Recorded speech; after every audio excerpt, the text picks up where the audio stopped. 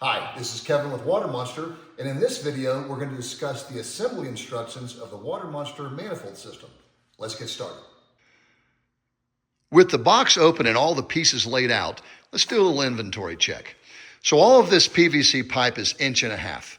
So you're going to have two caps, two 34-inch pieces, two 28-inch pieces, one 12-inch piece, an end piece that's a sawhorse, the front piece, two crosses, 6 ultra spouts, 6 half-inch female cam locks, 6 half-inch aluminum male cam locks, 3 half-inch caps, 1 1-inch cap, 1 1-inch female piece, 1 1-inch male piece, and another 1-inch male piece, a can of PVC pipe glue, and some Teflon tape. All right, let's start the assembly. The first step is to wrap Teflon tape on all of the male pipe threads. So as an example, I'm taking my right hand here, my left hand, I'm putting the tape on, and I will slowly wrap around this and go 2, maybe 3 times, and then pull it and take it off, and repeat this with all the other fittings.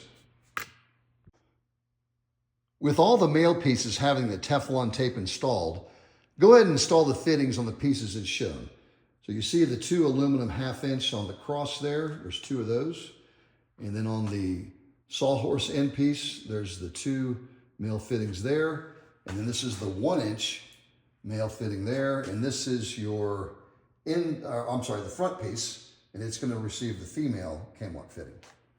And again, the importance of that Teflon tape is to prevent it from leaking, and it also acts as a lubricant, so it's easy to screw in the fittings. And go ahead and get them snug with a pair of pliers.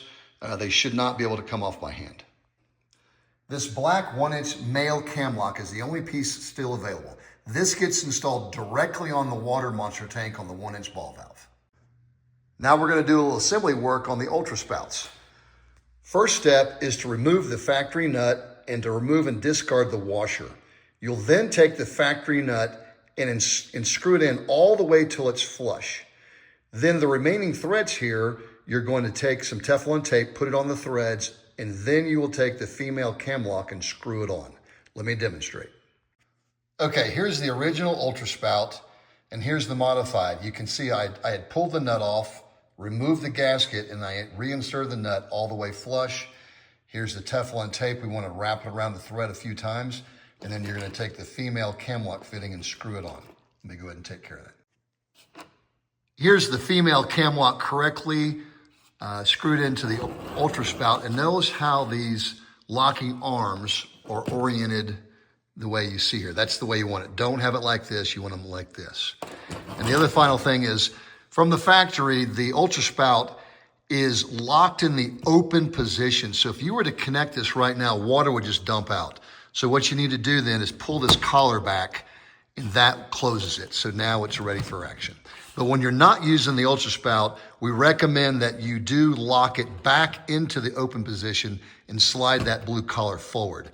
This prevents the silicone tube in the middle from getting stuck in a pinched position. With all 6 ultra spouts fully assembled and ready to go, I do just want to make a mention here. It's very important that you don't over tighten these. If you get too aggressive with them, remember these are plastic threads in here. So just a firm, snug fit, but it's important that they are oriented the way you see here. With all the aluminum cam lock fittings secured in place, now it's time to start gluing pieces together and bring this manifold to life. The first piece we're going to glue together is going to be the cap piece to the bottom of the 34-inch PVC pipe. So simply we'll take the glue, shake off a little bit, swipe around the inside, and then swab around on the outside here. And then take your cap and twist and screw it in place. And go ahead and bang on the ground just 1 time for good measure. And that should do it. Repeat the process for the second leg piece. As you can see here, I have all the remaining parts laid out flat on the table in the sequence of how they're going to get glued together. So we have the front piece that's going to get plugged into the actual WaterMonster tank. You have a 1-foot piece, your cross, a 28-inch piece, across another 28-inch piece, and then the sawhorse, which is the end piece. The two 34-inch pieces that we glued those caps to earlier, they are going to dry fit into here. You're not going to glue them. That's the legs. And right now, the way this is oriented is it's all upside down. So all the red labeling that you see on the pipe, you want it showing as you see here, because when we flip it upside down, that's going to be hidden. But the most important thing you need to understand, as we glue this together, that cross piece and the other cross piece there, they need to be perfectly flat. Because if they're crooked like this, that means your ultra spouts are going to be crooked. So be very careful about that. I'm going to go ahead and glue everything together, but pay special attention to making sure these crosses are flat. I'm going to go ahead and glue in the first piece here. So here's my glue. I'll put some inside here. And I'll put some on the outer part of the pipe.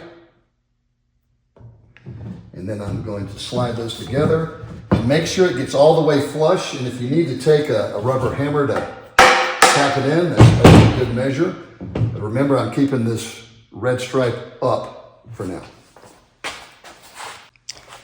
Now I'm going to glue in the cross piece. We'll glue on the inside, glue on the outside. Remember, I need this to be perfectly flat. So I can wiggle a little bit to get it started, and then shove it in, tap it a little bit. And right now, this is flat with that. All right, I'm just moving along here.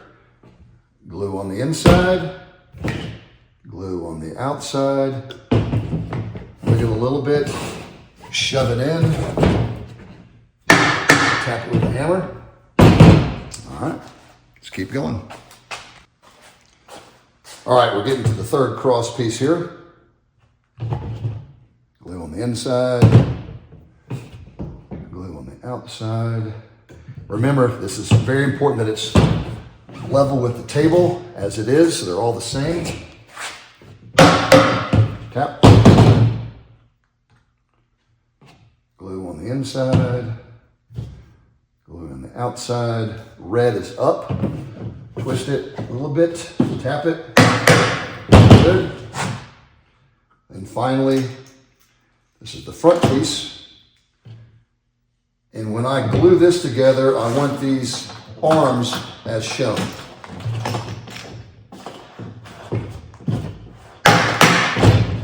Okay, that's the complete manifold. So here is the completed manifold, all glued together. And as you can see, all the crosses are all even all the way down. So now we're gonna dry fit the legs here, put on the ultra spouts and flip this thing upside down.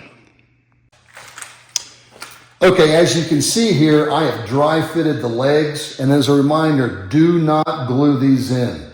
You're gonna have to take some channel lock pliers and probably to pull them out, but don't glue them in. These legs will fill up with water by design. That adds weight and stability. So keep that in mind. So the next thing is we have this 1-inch cap. So open the arms up. You're gonna take the cap and plug it in. And again, if you have a second or third or fourth manifold that you're adding, this is the end cap. So your manifold would plug in here and this would go onto the back of the next manifold. But for this conversation, we're just doing one here. And then with your ultra spouts, you're going to open the arms up, insert it into the male cam lock, and then pull these arms back and lock it in position. You do have these little cotter pins right here that you can pull these cotter pins out, and then you can stick them in this little hole right here, and that keeps these arms locked in position. Now, as a reminder, you're going to repeat this with all 6 here. And if your race is only going to have ultra spouts on one side, then you're going to take the 1/2-inch black caps that you have in your kit and plug off these other male cam locks here. So you can either do 3 or you can do 6. And as a reminder, from the factory, the ultra spout is locked in the open position. So when you turn on the water, it's going to gush out. So as a reminder, push the lever here and slide this collar back. and that will close and lock the ultra spout. So now it's ready for use. And we recommend at the end of your race, it's always best practice to go ahead and press the lever and lock the ultra spout into the open position. That will help save the inner tube, the silicone tube, because otherwise it stays locked in a pinch position, and sometimes we've had problems of that tube seizing up if it's sitting, for 6 or 12 months in a warehouse. So leave it locked in the open position. That's always the safest bet. Okay. Thank you for purchasing your manifold kit, and today I'm going to help you set it up. So let's get started. Step 1, take the 1-inch male cam lock fitting and screw it into your WaterMonster tank. This is where the first manifold is going to get connected directly to supply water. Now we're going to connect the manifold directly to the WaterMonster tank. With the female cam lock fitting, make sure that both of the levers are up, position it in, and then pull them back to lock in place. Now you're set. Okay, it's time to connect all of the ultra spouts. So go ahead and connect it directly to the cam lock, pull it back, and lock in place, and repeat that on all of the outlets. Okay, now that your ultra spouts are all plugged in, let's cap the end of the manifold, and that'll keep the water from running out and allow the system to pressurize. Okay, now we're ready to open the ball valve up and get the water flowing. The first thing you have to do is go ahead and purge every one of them. You've got to go ahead and hit the button for each one of them, get the air out, and continue this with all of the 8 ultra. Okay guys, that's a wrap. You're all set up, ready to offer touch-free hydration to your audience. If you have any questions about anything, feel free to call me directly. Thank you.